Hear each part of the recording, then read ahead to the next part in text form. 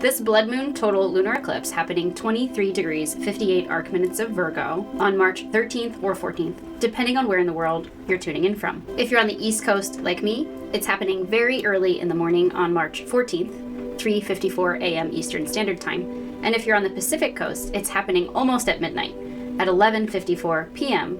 the night before, March 13th. Be sure to adjust for your unique time and location on the planet. If you're new here, hi, I'm Jenny. I make general predictive astrology videos for each new and full moon. Be sure to hit that thumbs up like button, subscribe, share this video for those you feel may benefit, and hit the notification bell icon so that you can be the first to know what the cosmos may have in store for you. The name for any full moon in March is the worm moon or the sap moon, symbolic of the return of spring in just a couple short weeks.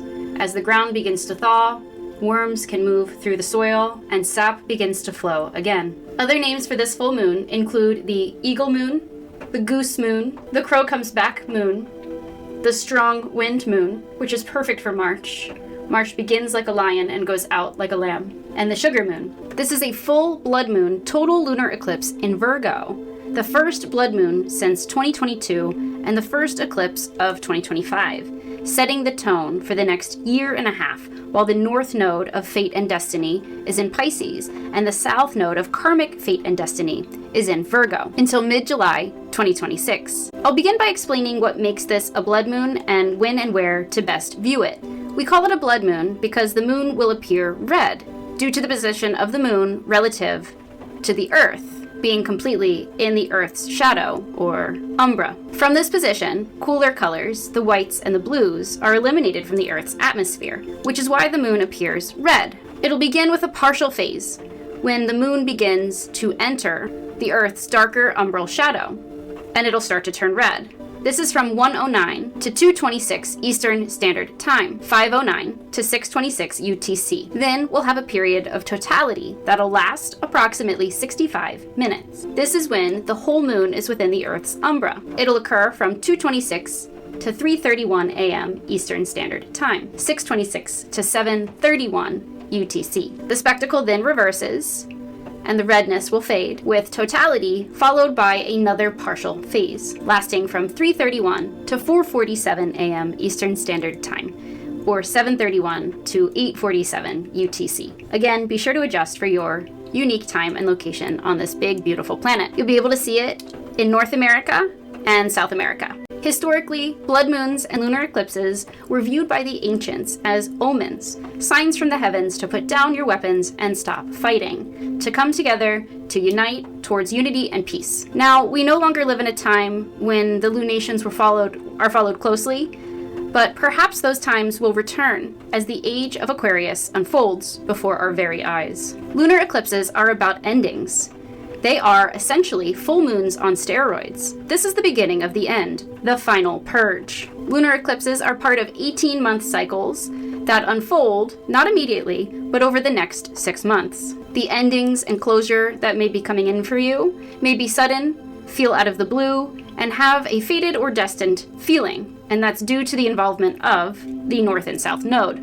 The last time the North Node of Fate and Destiny was in Pisces was from 2006 to 2007. In March 2006, we had a lunar eclipse, 24 degrees Virgo, in almost the same exact part of the sky. So 2025 will have echoes of 2006, 2007, 1701, 1702, and 1861, to name a few years and examples. And I'll explain why if you stay with me until the end of the video. It's interesting because throughout the year, I've actually been watching and rewatching shows that came out in 2006.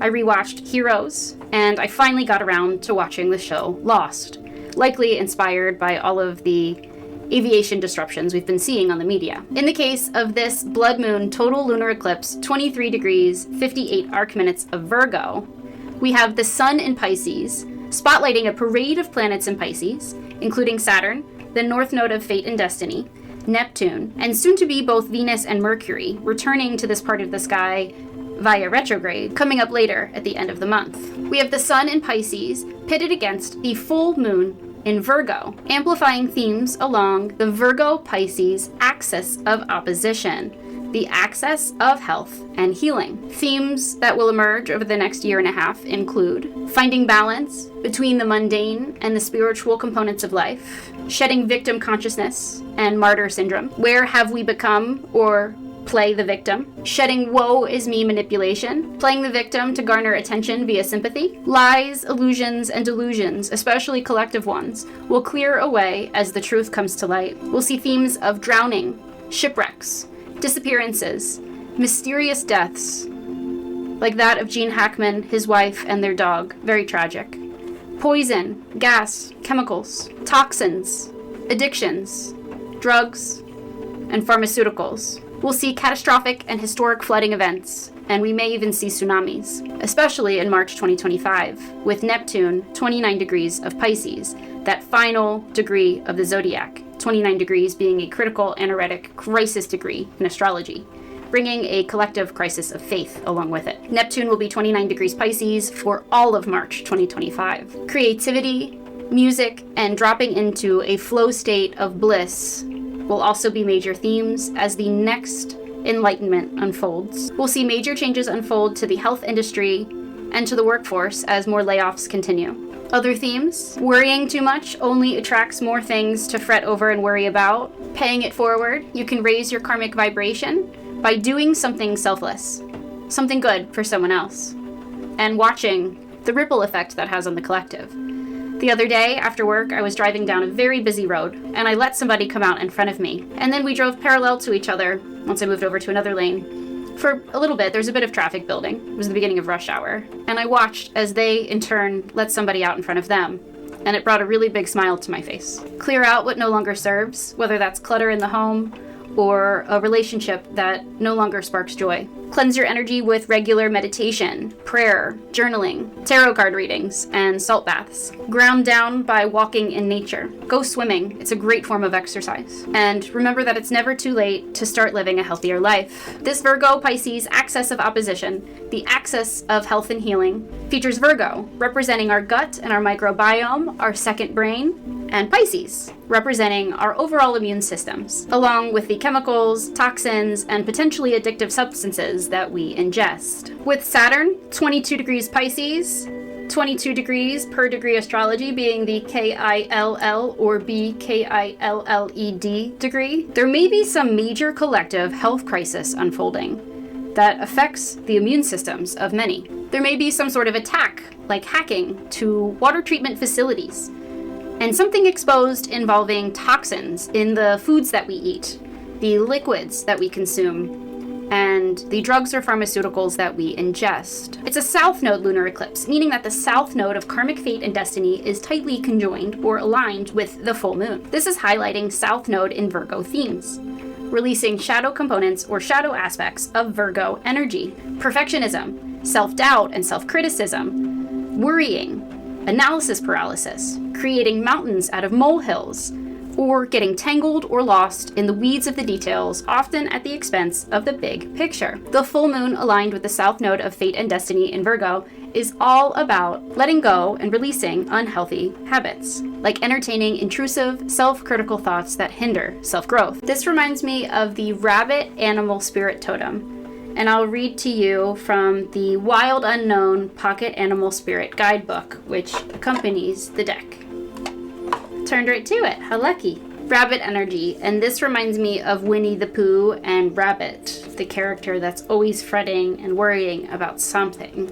This character represents anxiety and what can happen when we allow worry to get out of control, something that we call anxiety. Rabbit, afraid of everything, overwhelmed and frozen. The rabbit loves to remind his friends that someday the eagle will swoop down and eat him. He talks and talks and talks about it, so loudly, in fact, that one day the eagle hears and thanks him for the great idea. Rabbit energy is alive when we are scared, most often about the future, and we become our own worst enemy. Be mindful of fear, allowing fear to consume you, and creating self-fulfilling prophecies from a place of fear. We spin up a dust cloud of fear and then complain to others that we are lost. Notice your thoughts and words, O rabbit. They shape your destiny. When it's in balance, Rabbit energy is a sensitive problem solver and a very good listener. When it's out of balance, it over-explains and talks too fast. To bring it back into balance, practice a day of silence. Collectively, we're encouraged instead to lean into the positive traits of Virgo, which include humility, service to something greater than the self, health consciousness, detail orientation, efficiency, organization, and living a life of virtue. Virgo energy is the Virgin Goddess Mary, Mother Mary, Spirit embodied, God embodied, or God consciousness. Virgo, as a mutable or adaptable earth sign, is all about adapting to the more mundane, day-to-day responsibilities of daily life. Where have you been overexerting yourself, costing valuable time, energy, and resources? Where have you been overgiving, especially in the workplace? Where might employing healthier boundaries help you conserve more of that precious time, energy, and those resources?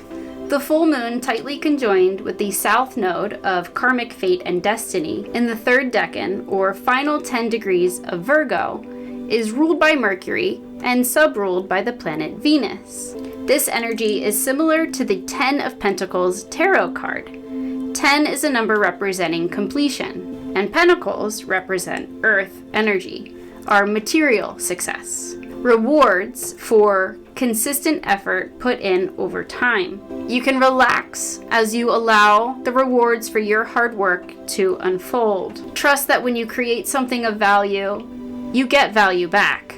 The sun is directly opposite the moon. This is what creates the full moon, as the moon is able to reflect the light of the sun back to us from this position. And the sun is in the third final decan of Pisces. The sun, 2358 arc minutes of Pisces, is conjunct a parade of planetary bodies in the late degrees of Pisces. Saturn, 22 degrees Pisces, the north node of fate and destiny, 27 degrees Pisces, and Neptune, modern planetary ruler of Pisces energy, at the critical anaretic 29th degree of Pisces.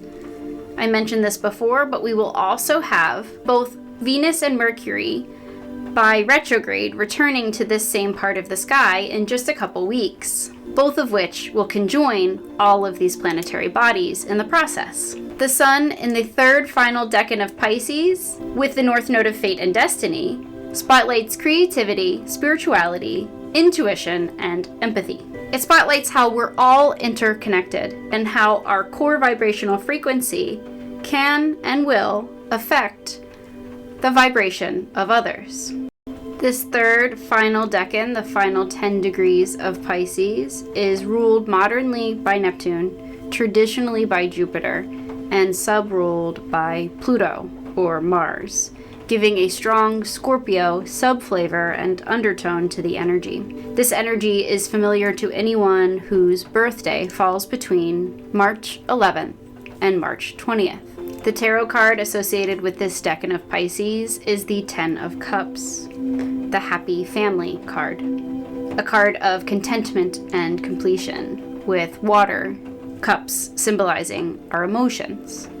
So there's some sort of completion coming through involving our love lives, especially as Venus retrograde exposes the cracks in our existing closest relationships and possibly brings back the return of past lovers or past life soulmates, and will, for all of us, cause us to reflect on our deepest core values. All the hard work is done, so now you get to simply sit back, relax, and enjoy the benefits, reap what you've sown. Saturn's presence brings a long-term, lasting component, and it emphasizes a need for healthy boundaries.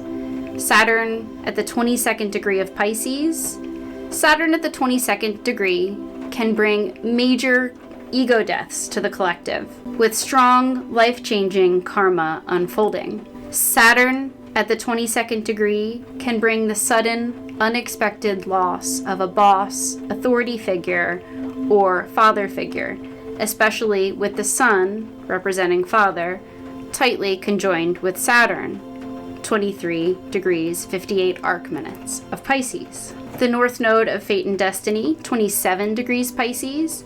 These final degrees of Pisces are related to catastrophic and historic flooding events. And the north node of fate and destiny here brings a fated or destined feeling or component to the energy. Neptune, 29 degrees Pisces. 29 degrees of Pisces is the final degree of the entire zodiacal wheel.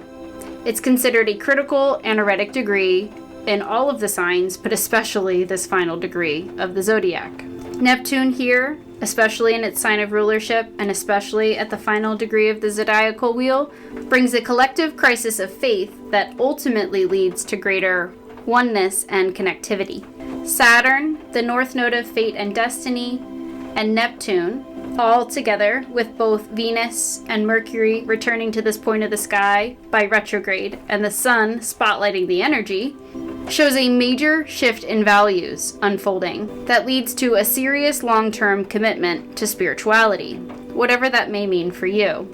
March 2025 is the most powerful astrological month of 2025, and here's why. We have two eclipses. The March 20th vernal, aka spring equinox.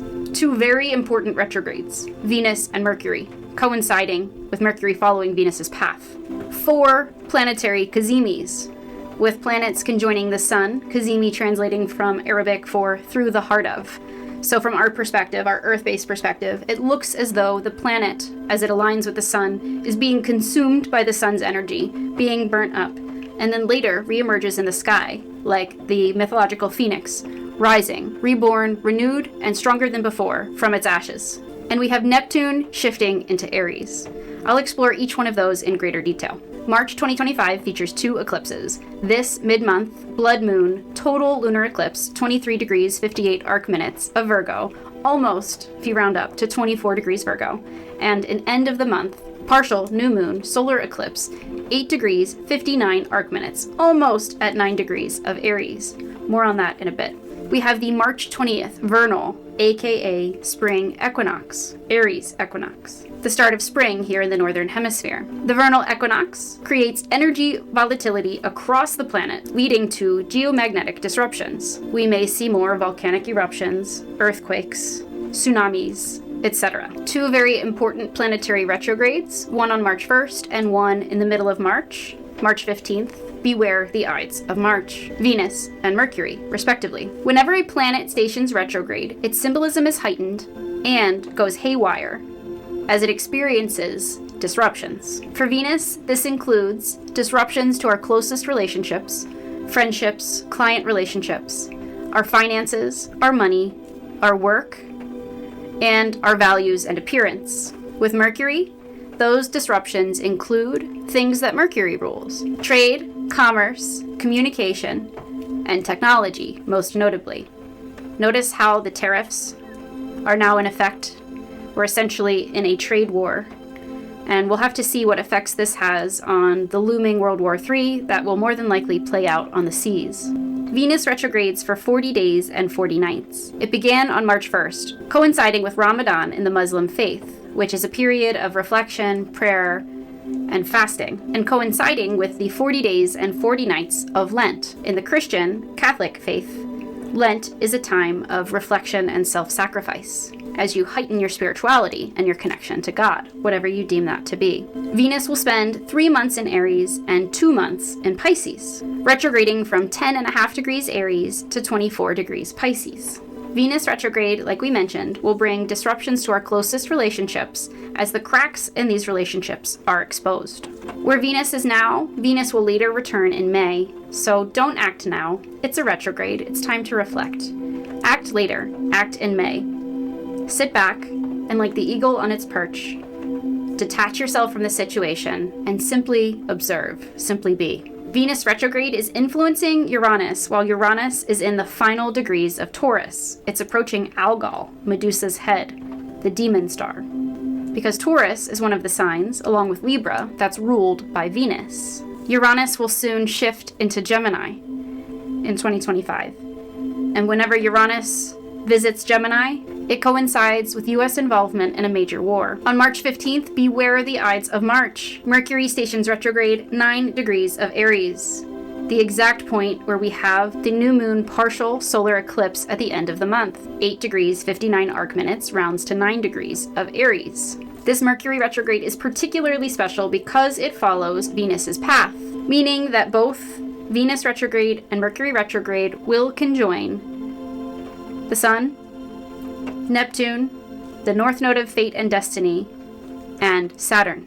Mercury is weakened in the sign of Pisces, so it feels confused, overwhelmed, and cloudy or unclear. Mercury is aggressive in the sign of Aries, so our communication might be overly direct, blunt, assertive, but teetering on the side of aggressive. We have 4 planetary Cazimis in the month of March. On March 12th, the Sun and Saturn align for Saturn Cazimi at that KILL or BKILLED degree, 22 degrees of Pisces.